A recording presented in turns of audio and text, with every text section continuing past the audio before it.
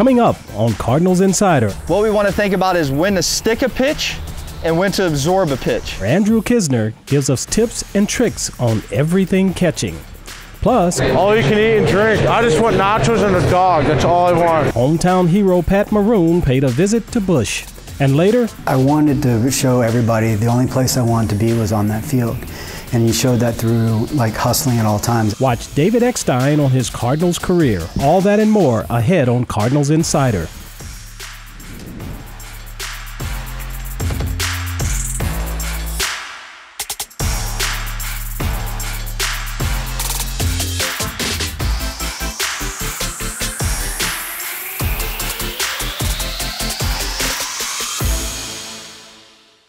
Welcome to Cardinals Insider. I'm Ozzie Smith. We start today's show inside the Cardinals bullpen. Catcher Andrew Knizner talks us through how to call a game and even demonstrate some of the basics of catching. Let's take a closer look.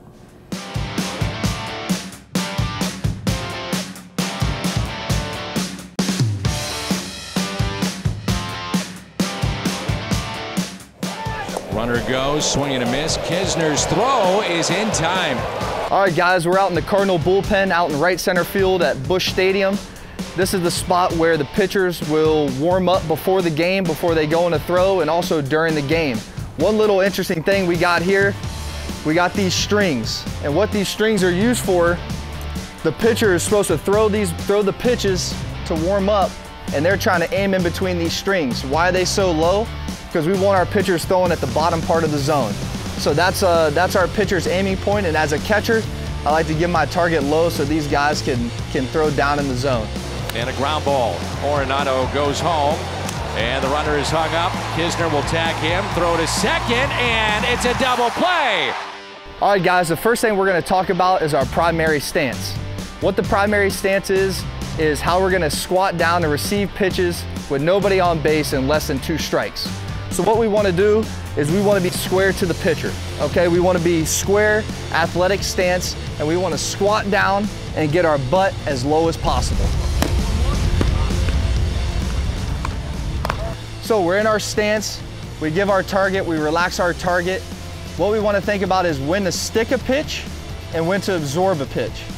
So what we're going to do is on those close pitches, on the corners, all the way around the zone, we're going to try to stick that ball and bring it back into the zone just a little bit.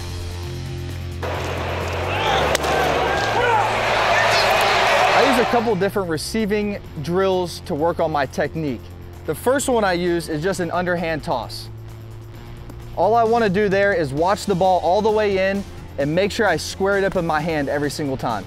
To take it to the next level, you can use small balls to really work on the hand-eye coordination, or you can use heavy balls to build up the arm strength when receiving. To mainly focus on the footwork, we're just going to simplify it by catching the ball with both of our hands together, bringing them to the ear. So the main focus is the feet, getting the right foot down quick and making sure our feet are lined up to throw to second base. By slowing it down, it's really going to help you focus on each part of the mechanic. I hope you guys like the tips and some of the skills that I taught you today. The main thing is to practice every single day. Our very own hometown hero and 3-time Stanley Cup champion Pat Maroon paid a visit to Busch Stadium recently. He threw out a ceremonial first pitch to me, and our cameras were rolling.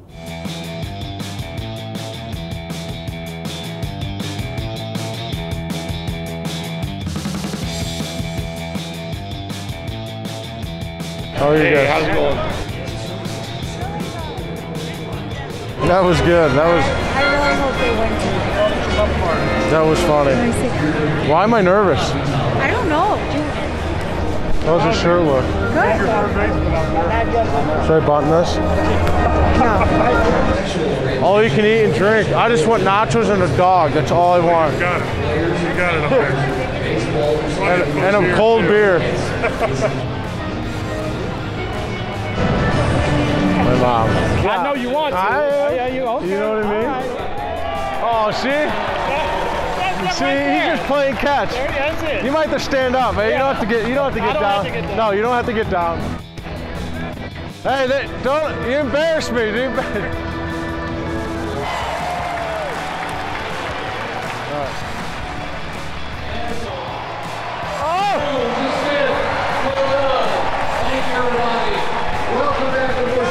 Hey. You got it in the air. I got it in there. Here, hold on. There you go.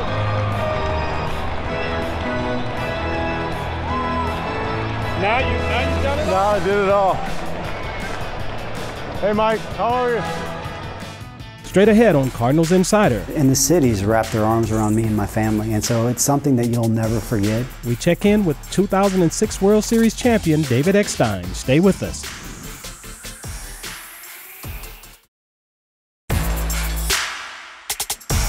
In 2006, David Eckstein won the World Series MVP.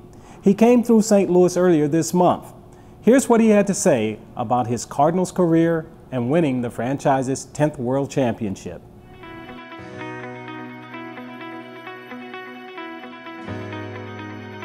That club in '05 was the best team I've ever played on. We had guys like Larry Walker, we had Albert Scott, Roland, Yachty was coming into his own. Like, we had so many guys, and then the pitching staff with Carpenter, Mulder, Morris. I was almost coming to a dream team, and I was so excited.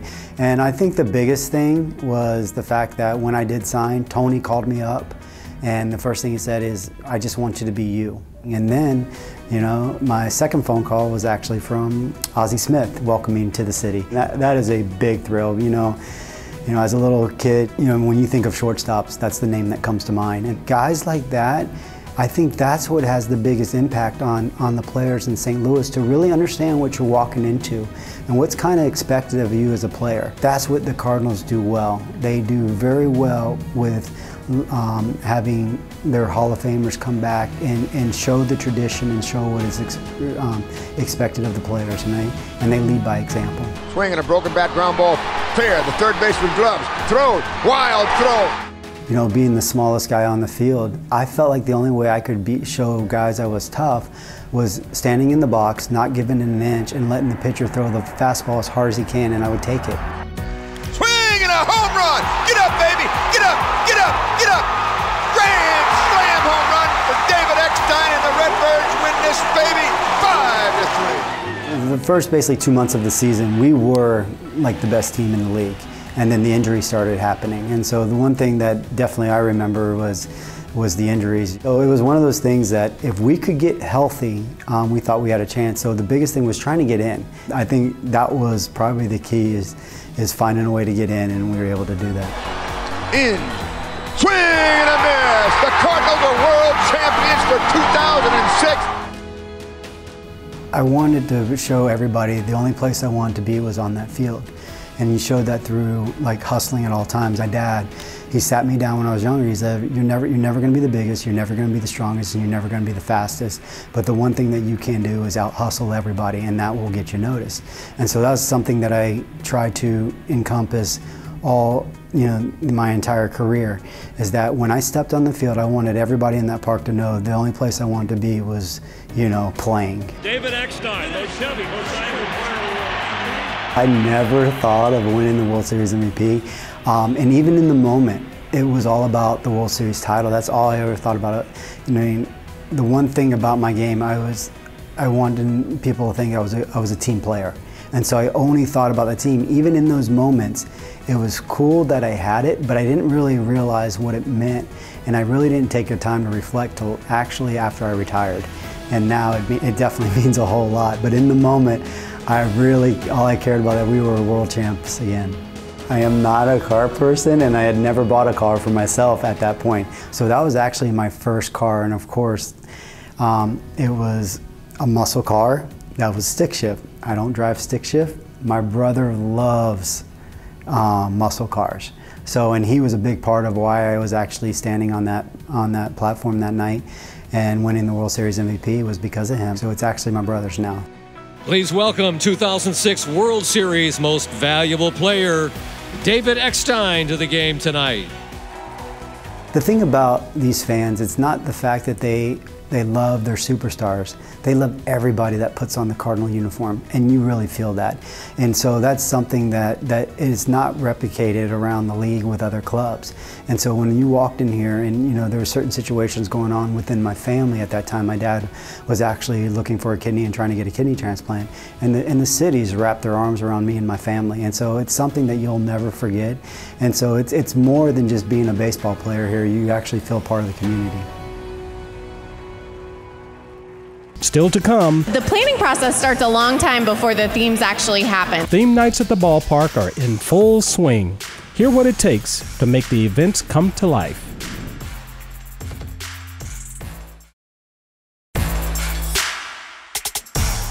From Star Wars to Teacher's Night, theme nights are a great experience for all fans. Our Emily Stevens talked with team expert Bethany White about everything a theme night has to offer. Welcome back to Cardinals Insider at the Ballpark.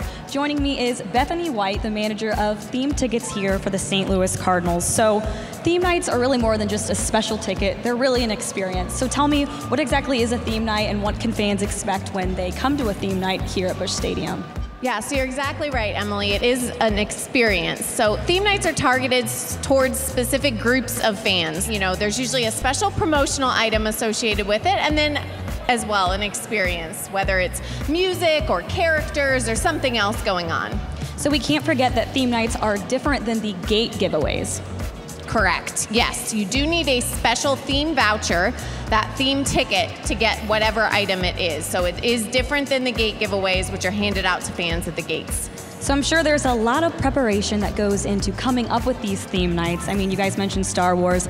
That has to be my favorite every single year. I think you guys also had a Game of Thrones, Margaritaville night. So tell me, what have some of your favorite theme nights been? Yeah, I would have to say Margaritaville night is one of my favorites. I do love the beach. Pride night is always a fun one. It's really fun. We get to sit down usually in the fall. It starts, the planning process starts a long time before the themes actually happen. So we sit around and get to toss around ideas. It really does. A lot of people don't know what we do during the off season, and it's really coming up with new ideas for you guys here at the ballpark. So tell me, what's your favorite part of a theme night? Oh gosh, I would say probably seeing the different groups of people come up. So tell me, there's a few more theme nights happening this season. Where can fans go to purchase these theme night tickets? Yeah, so they can go to cardinals.com/theme to see the full schedule. We have a lot of fun ones coming up. There's a lot ahead. Sounds so much fun. I'm so happy that theme nights are back here at the ballpark. Bethany, thanks so much for joining me here tonight. Thanks, Emily. St. Louis Post-Dispatch writer Rick Hummel is known throughout baseball by his nickname, the Commish. He's celebrating 50 years of journalistic excellence. The Cardinals honored him with the first pitch before a game earlier this season. The Quincy, Illinois native has been with the Post since 1971. He's a former president of the Baseball Writers Association of America and won the Spink Award, becoming a Baseball Hall of Famer in 2006.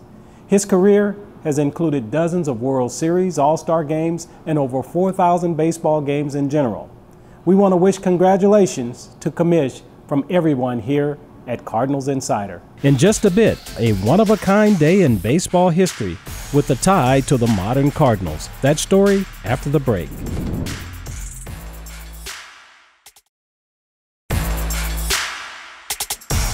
St. Louis was a two-team town until 1953, when the Browns split for Baltimore to become the Orioles. Browns ownership was known for creating buzz through unconventional means, trying to draw eyeballs to the perennial cellar dwellers. They did just that 70 years ago this summer. 70 years ago, current Cardinals chairman and CEO Bill DeWitt Jr. was asked for his St. Louis Browns Bat Boy uniform. It was needed for a new acquisition. DeWitt, whose father was a Browns executive, handed it over. His number 6 removed and replaced with a fraction, 1/8.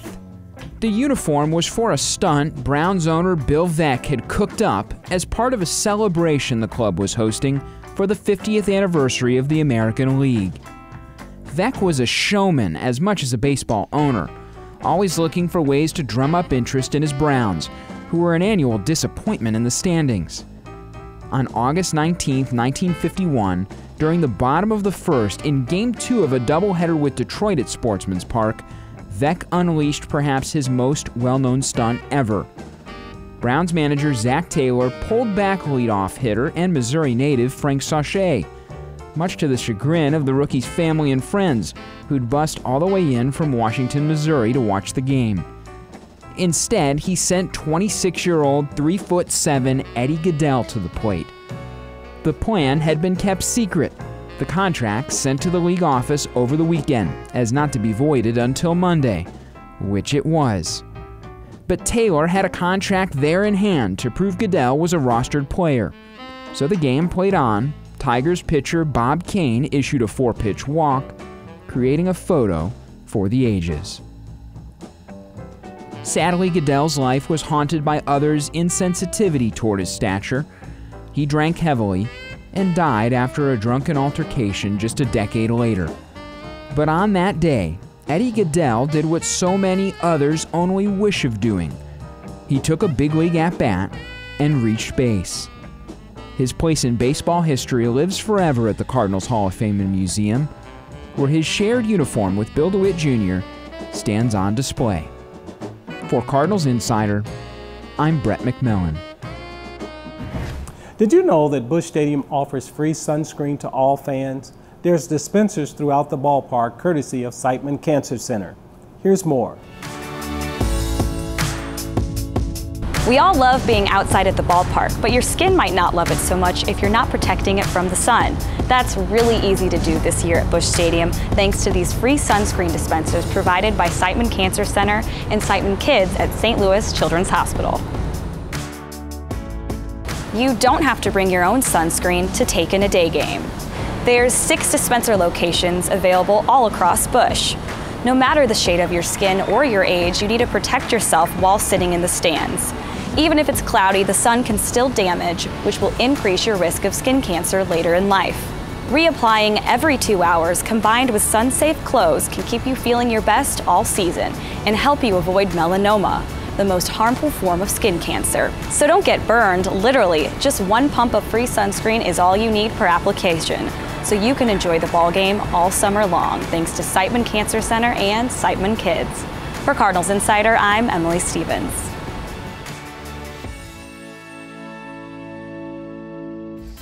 And still to come, you ask, I answer. It's Ask Ozzie after the break.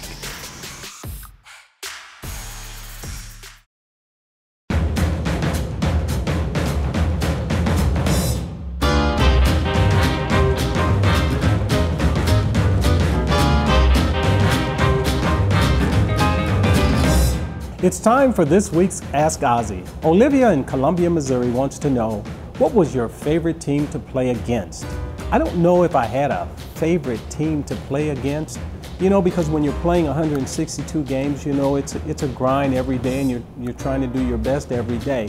There wasn't a favorite team. Now, when I finished my career, I realized that I hit very well against Philadelphia. At the time, I had no idea. So if I had to pick a team, I guess I'd say Philadelphia. Actually, when I think about Philadelphia, I think about my last All-Star game, which was 1996, where they gave me a standing ovation. I know they've been known to boo Santa Claus, but they cheered Ozzie Smith that day. Thanks for the question, Olivia. If you want to submit a question, head to cardinals.com/insider and click the Ask Ozzie tab. There's more still to come here on Cardinals Insider, so don't go anywhere.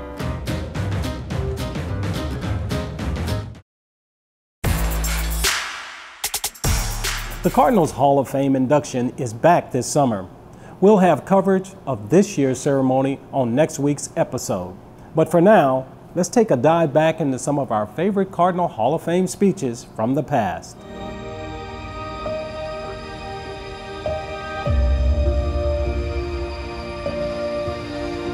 To think that a kid from Brighton, Illinois, I grew up there and I cheered for this organization, to be standing in front of you and wearing this red jacket is the greatest day of my baseball life. I wanted to play baseball ever since I was 7 years old. And my message today to the young people is, you could be anything you want to be. If you believe in yourself and work hard, anything is possible. I am humbled and I am honored to be standing in the presence of the greatest fans in the world. You invite us into your living rooms, into your homes, and you let your children and your families wear our names on your family's back. We do not take that for granted 1 second. So thank you, St. Louis Cardinal fans. Just want to thank everybody for the opportunity to, oh Jesus, this is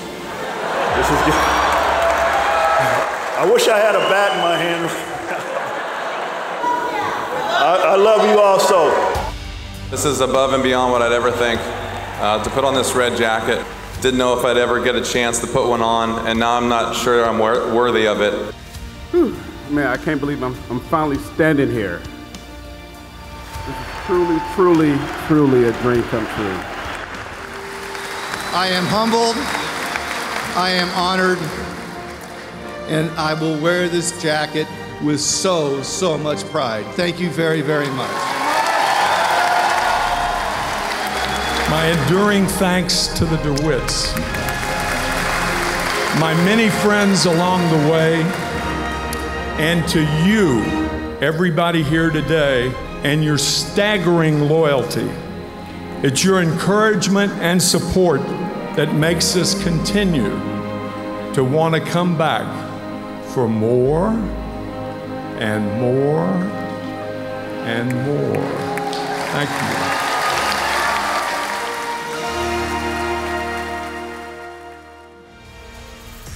That's it for today. You can watch us on this station each week or catch full episodes on YouTube. Plus, we're always online at cardinals.com/insider. Until next time, I'm Ozzie Smith, and I'll see you next week.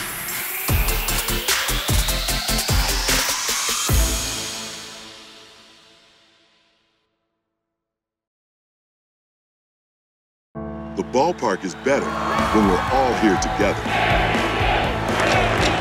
COVID-19 vaccines are safe and effective. Join the team and help us all get back to doing what we love together.